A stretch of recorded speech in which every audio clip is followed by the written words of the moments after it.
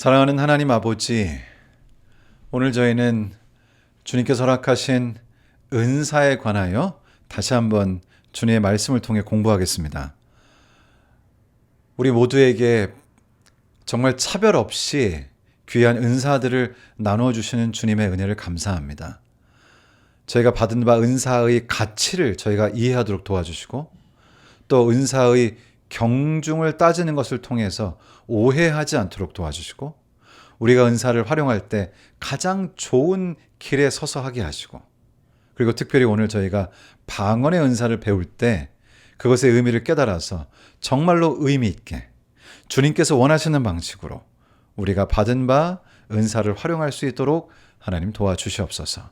시작하는 시간부터 마치는 시간까지 우리에게 은사를 주시는 성령께서 우리의 마음을 이끌어 주시기를 우리를 사랑하시는 예수님의 귀하신 이름으로 기도 드리옵나이다. 아멘. 은사에는 굉장히 여러 가지 종류가 있습니다. 그런데 오늘 저희가 이제 그 중에서 조금 더 집중해 볼 은사는 방언의 은사가 되겠습니다. 고린도 교회는 이 방언의 은사 때문에 좀 혼란을 겪었고요. 교회 내에서 갈등도 있었던 것 같습니다. 이 방언의 은사가 어떤 의미가 있는지, 왜 그런 혼란이 있었는지, 그럼 우리는 어떻게 해야 될지 그 말씀을 좀 오늘 나눠보도록 하겠습니다. 먼저 여러분, 방언은 무엇일까요? 때때로 이 방언에 대한 오해가 참 많습니다.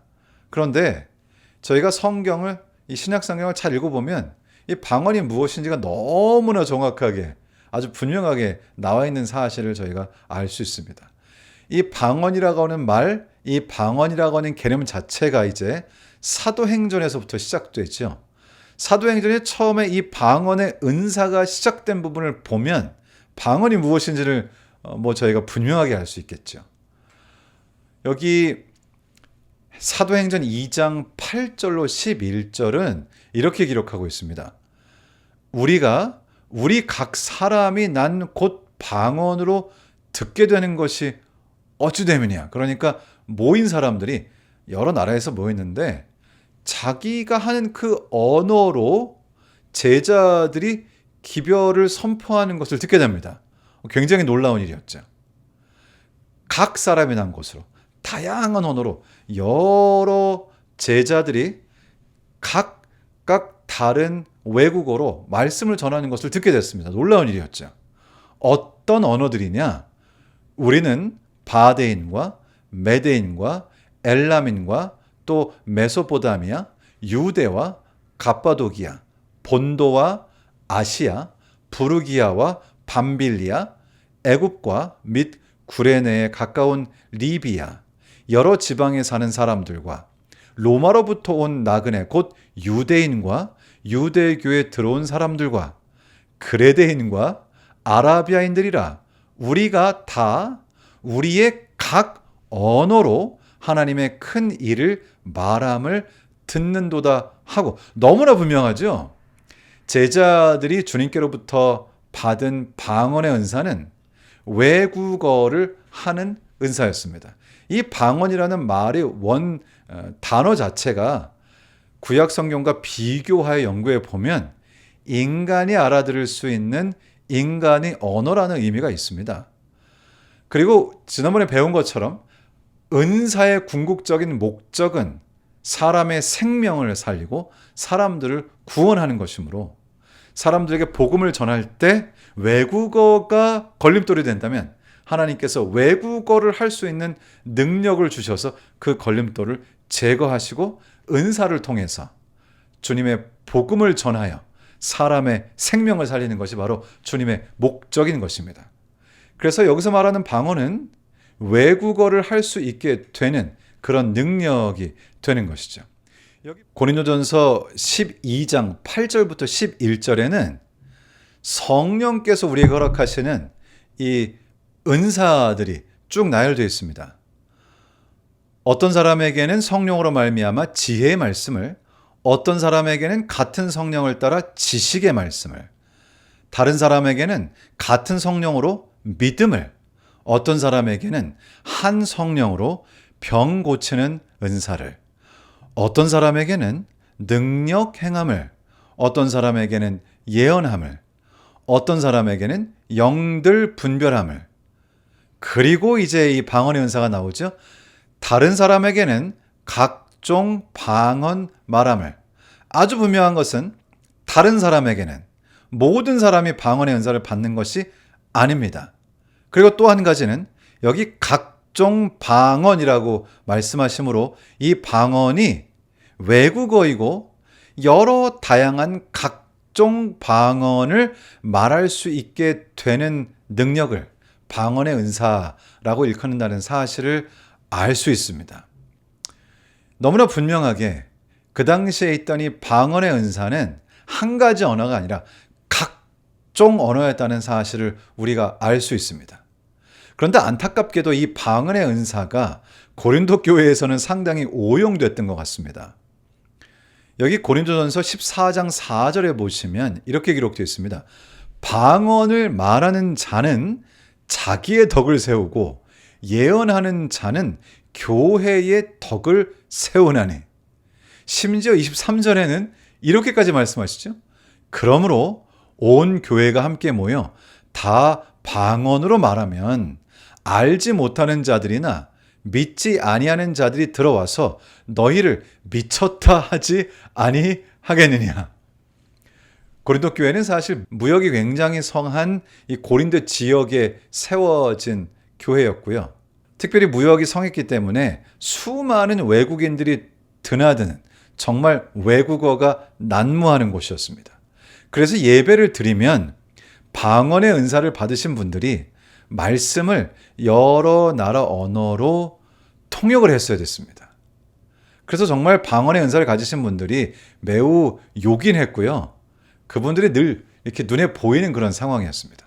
그런데 안타깝게도 때로 어떤 기별이 선포될 때 정해지지 않으신 분들이 이 교회에 자리에 앉으셔가지고 옆에 있는 외국인에게 막 통역을 해주시는 것이죠. 한 사람은 그리스어로 통역해 주시고 뭐 다른 사람은 다른 언어로 통역해 주고, 거기 모여있는 수많은 사람들이 나 외국어 할 줄 알아, 혹은 나는 방언의 은사가 있어 하면서 자기 옆에 있는 그 외국인을 위해서 막 통역을 하니까 교회가 시끌시끌하고 질서가 잡히지 않고 엉망이었던 것이죠. 사실 저희가 이 미국에 살다 보면 그런 비슷한 경험을 하기도 합니다. 때때로 이제 통역이 앞에 없으니까 영어를 잘 이해하지 못하시는 분들을 위해서 영어를 하시면서 또 다른 언어를 하시는 분들이 자리에 앉아서 막 통역을 하시기도 하는데요. 예배에 굉장히 지장이 있죠. 그래서 언어를 정해서 이렇게 통역을 합니다. 제가 몰도바라는 곳에 선교여행을 갔을 때는요, 그곳에서 어떤 분에게 성경을 가르치고 그분이 이제 침례를 받으셨는데, 그때도 참 재미있는 일이 있었습니다. 제가 영어로 가르치면 그것을 러시아어로 이렇게 통역을 하고요. 그 다음에 러시아어로 통역을 하면 어떤 분이 그것을 루마니아어로 통역을 하고, 또 그분이 터키 언어로 이렇게 통역을 해서, 그 성경 공부를 하시는 분이 터키에서 오신 분이었고요. 터키 말을 하시는 분인데 또 영어는 못하시고, 또 저는 터키 말을 못하고, 그리고 저를 통역하셨던, 제 영어를 러시아어로 통역하셨던 분은 또 터키어를 못하고 했기 때문에 몇 번에 걸쳐서 통역을 해서 성경을 가르쳤던 때가 기억이 납니다. 이렇게 외국어를 한다는 것은 때로는 상당한 혼란을 빚는 것입니다. 그래서 고린도전서 14장의 말씀을 쭉 읽어보면 결국 사도 바울을 통해서 하나님께서 말씀하시고자 하시는 것은 이 방언의 은사가 교회를 혼란스럽게 하고 시끄럽게 하고 교회의 질서가 잡히지 않게 하니 좀 잘 정돈하여 통역을 잘 두고 체계적으로 예배를 드려서 사람들이 처음 와보고는 이 교회에 있는 사람들은 제정신이 아닌가 보다 이런 생각을 하지 않도록 잘 운영하라는 그런 기별을 주시는 것입니다. 그래서 결국 주님께서 원하시는 것은 질서이고 체계이고, 그리고 체계적인 아름다움인 것이죠. 1990년대 초에 중국에서 봉사한 재림교회 선교사 에드윈과 수전 윌버라고 하는 분이 계셨는데요. 이분들도 역시 외국어를 배우셔야 했죠. 당시에 중국에 온 일부 오신절 계통의 선교사들은 중국어를 공부하는 것이 아니라 하나님께서 초자연적인 방언의 은사를 주시기만 기다렸습니다. 그런데 어느 날 중국어를 이렇게 유창하게 하는 일은 일어나지 않았고요. 그들 중에 많은 분들이 실망해서 고국으로 돌아갔습니다. 하지만 우리 재림교회 선교사셨던 에드윈과 수전이라고 하는 이 두 분은 체계적으로 중국의 언어를 배우고, 그리고 방언의 목적은 자신이 기적적으로 언어를 하게 되었다는 것을 뽐내는 것이 아니라 체계적으로 언어를 통해, 외국어를 통해 복음을 전하여 사람을 살리는 것이 하나님의 목적이라는 사실을 아주 여실히 보여주셨습니다. 여기 성경에 고린도전서 14장 28절에서는 방언 즉 외국어로 말씀을 전할 때는 반드시 통역이 있어야 한다, 그렇게 말씀하십니다.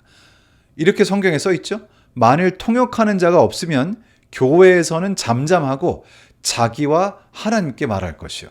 사실 외국어를 하는데 그 외국어를 알아듣는 사람이 없으면 그 외국어를 유일하게 알아들으시는 하나님께서만 알아들으시니까 결국은 하나님께 말씀드리는 것은 마찬가지라는 뜻이죠. 모든 사람이 방언의 은사를 하는 것은 아닙니다. 여기 고린도전서 12장 30절에 이렇게 말씀하시죠. 다 병 고치는 은사를 가진 자이겠느냐? 다 방언을 말하는 자이겠느냐? 다 통역하는 자이겠느냐? 그러니까 방언은 복음을 전하는 여러 은사 중에 하나이고 수단이지 개인의 믿음을 평가하는 기준이 아니라는 것입니다. 그러니까 이 방언이라고 하는 것은 모든 것을 해결하는 영적인 엑스타시, 그러니까 영적인 황홀경에 빠지게 하는 것을 목적으로 하는 것이 아니라 외국어를 말하는 것을 통해서 주님의 복음을 전하여 사람의 생명을 살리는 것이 그 목적이라고 하는 것입니다. 사실은 제 주변에도 이렇게 기적적으로 또 외국어를 하게 되는 경험을 가지신 분들이 계십니다. 이 두 분의 선교사께서는 그 1000명 선교사 훈련본부를 통해서 인도네시아에 선교를 가게 됐는데요. 두 부부가 인도네시아 그 산골 지역에 완전히 동떨어져서 이렇게 사는 한 부족을 만나게 되었습니다. 그곳에서 사시는 분들의 언어는 다른 어떤 곳에서도 발견할 수가 없고요.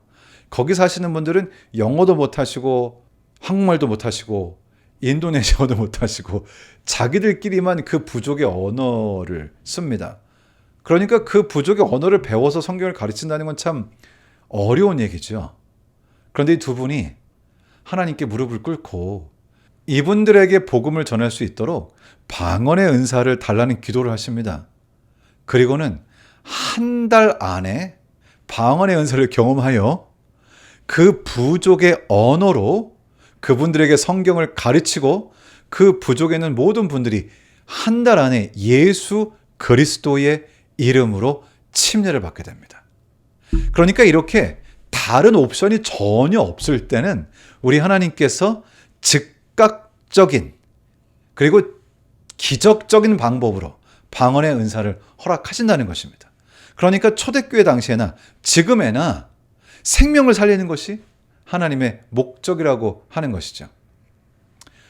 고린도전서 14장 10절은 모든 것을 품위 있게 하고 질서 있게 하라, 그렇게 말씀하십니다. 방언의 은사는 혼란을 야기하는 게 목적이 아니고요. 황홀경에 빠지는 것이 목적이 아니고, 내가 높여지는 것도 목적이 아니고, 사람들에게 높임을 받는 것도 목적이 아니고, 유일한 목적은 생명을 살리는 것이고요. 복음을 전하는 것입니다.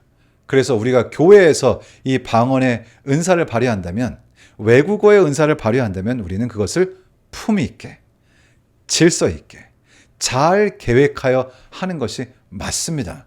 왜냐하면 여기는 우리에게 옵션이 많고 기적적인 방법만 유일한 방법이 아니기 때문이죠. 그러나 기적적인 방법만 유일한 방법인 곳에서는 또 기적적으로 주시는 것을 저희가 알 수 있습니다. 재림교회 선교사 오토 크리스텐슨이라고 하는 분이 계신데요.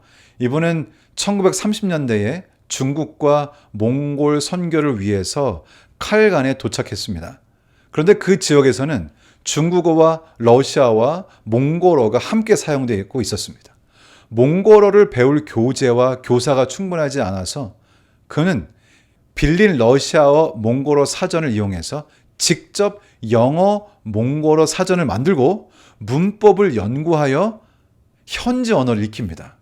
그는 언어를 배운 뒤에 몽골 초원으로 들어가서 사람들을 만나고 복음을 전했고 초기 몽골 재림교회 선교사의 기초를 놓았습니다. 성령께서 주신 언어의 은사는 공부와 노력을 불필요하게 만드는 마술이 아니라 사람들의 마음에 복음을 전달하기 위해서 우리의 지성과 노력까지 사용하는 그런 은사일 때도 있다는 것이죠. 생각해보면 만일에 이 선교사께서 들어가셔서 자기만 기적적으로 방언의 은사를 받고 방언에서 복음을 전한 뒤 떠났다면 그 지역 내에서 있었던 언어적 장벽들을 해결하지 못했을 것입니다. 그러나 이분이 그곳에 가서 사전을 만들고 언어를 체계화하는 연구를 하는 것을 통해서 이분 후대에도 그 지역 내에서 서로 말이 통하고 그리고 서로 복음을 전하고 그리고 하나님께서 높여주시는 그런 일이 가능했다는 것입니다. 오늘 저희가 방언의 은사에 관해서 좀 살펴봤는데요. 방언의 은사는 어떤 사람이 믿음이 다른 사람보다 더 뛰어나다는 걸 말하는 것이 아니다. 이 방언의 은사는 외국어를 말하여 복음을 전하고 생명을 살리는 게 목적이다. 정착된 지역교회에서 이렇게 외국어를 사용해야 되는 경우가 있다면 그때는 체계적으로 질서 있게 품위 있게 예배를 계획하여 누가 왔을 때 이곳에 정말 질서의 하나님이 계시다는 것을 알 수 있도록 계획하는 것이 하나님의 뜻이다. 사실 이 말씀이 한국에 계신 분들에게는 어떨지 모르는데 이 미국에서 목회하는 저희들에게는 굉장히 의미가 있는 말씀들입니다. 저도 지금은 미국인 교회에서 목회를 하고 있지만 그 전에 한인 교회에서 목회를 할 때는 한국어와 영어를 동시에 이렇게 해야 될 때도 있었고요. 언어, 외국어를 체계화하는 노력이 필요했습니다. 사실 지금 있는 곳에서도, 지금 있는 교회에서도 영어와 그리고 스페인어가 함께 사용되고 있는데요. 그래서 특별히 미국이라는 곳에서는 외국어를 체계 있게 예배 안에 계획해 넣는 거, 그거 매우 중요한데 여기 고린도전서 14장의 말씀을 통해서 체계 있게 질서 있게 품위 있게 우리가 어떻게 해야 될지 실마리를 알 수 있는 곳입니다. 이제 우리가 오늘 하루를 살 텐데요. 우리가 무엇을 하든지 그것이 방언의 은사든지 외국어의 은사가 아니라도 어떤 은사를 사용하든지 우리가 사용하는 그 은사가 정말 질서의 하나님을 나타내고 품이 있으신 주님을 드러내는 그런 방식으로 사용되면 좋겠다 하는 그런 생각을 해보게 됩니다. 오늘 하루도 우리 주님의 품위가 드러나는 그러한 여러분의 생애가 되기를 우리 주님 예수님의 이름으로 축원합니다. 사랑하는 하나님 아버지, 저희가 주님의 은혜로 이렇게 또 오늘 방언에 대해서 배웠습니다. 사실 저희가 선교지에 없다면 이 기적적인 방언의 은사를 경험하는 것이 쉽지 않지만 그러나 고린도전서 14장의 권면처럼 우리가 다니는 지역 교회에서 혹시 외국어로 어떤 일을 해야 할 때 또 외국어를 하는 분들을 우리가 배려해야 할 때 저희들이 질서 있게 체계적으로 그리고 품위 있게 그 일들을 해나가라고 하는 주님의 뜻을 잘 따를 수 있도록 도와주시기를 기도합니다. 우리들이 주님께서 주신 성령의 은사를 가지고 있습니다.